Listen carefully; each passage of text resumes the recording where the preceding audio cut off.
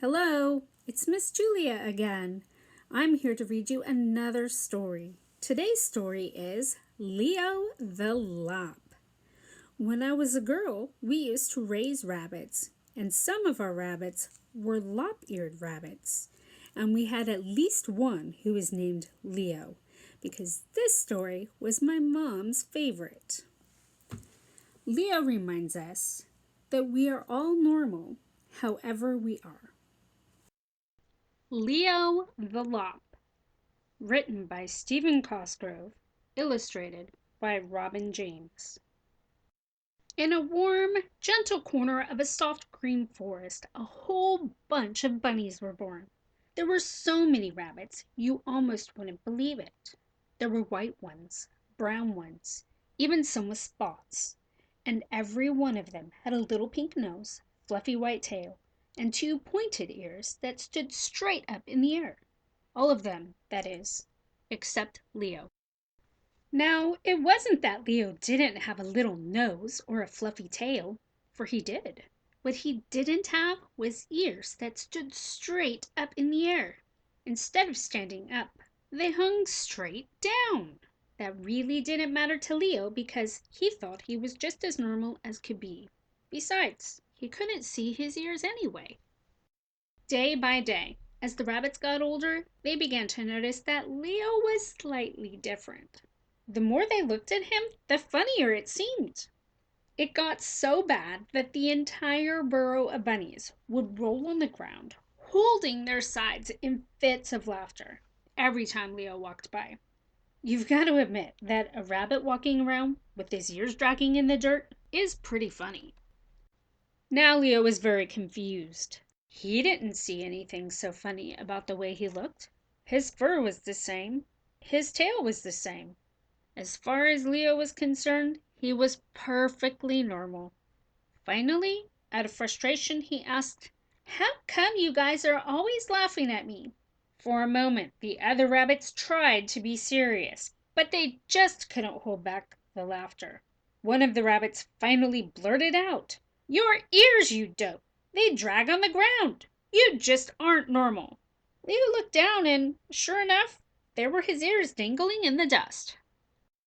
I guess Leo was kind of hurt. He really didn't feel any different than the other rabbits, but because his ears hung down instead of up, he just wasn't normal.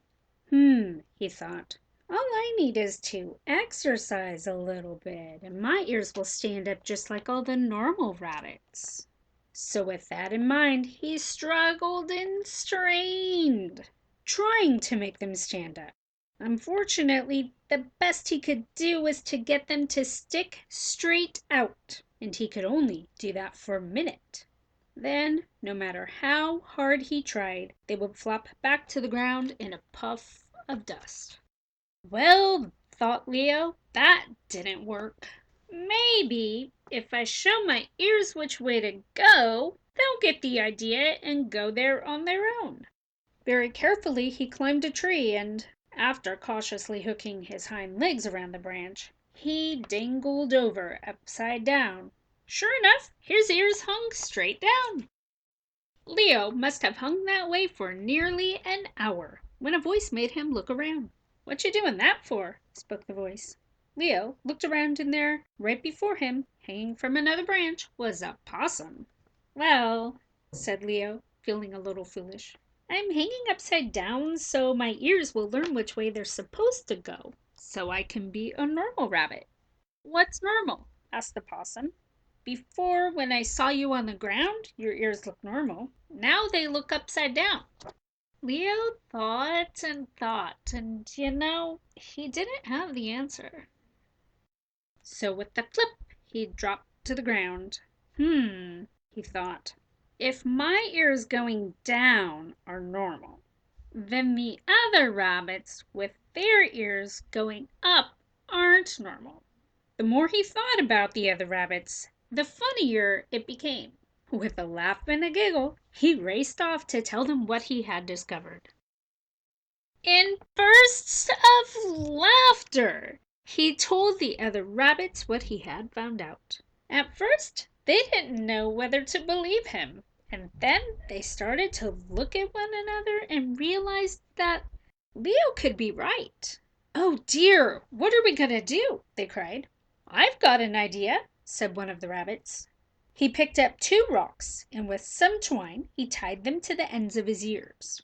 Sure enough, with all that weight, his ears began to droop lower and lower until they reached the ground. Seeing his success, the other rabbits ran around picking up rocks and tying them to their ears. Everything would have been all right, except for one small problem. The rocks and ears kept getting all tangled up in tails and feet till all was confusion, with bunnies lying in a dusty heap. "This isn't gonna work," they said. "There has got to be a better way." "Maybe," said a little furry bunny, "if we showed our ears the way they should be normally, they would go that way naturally." So they all very carefully climbed a tree, and after tying their ears to the branch, they gently hooked their legs and swung over, hanging upside down.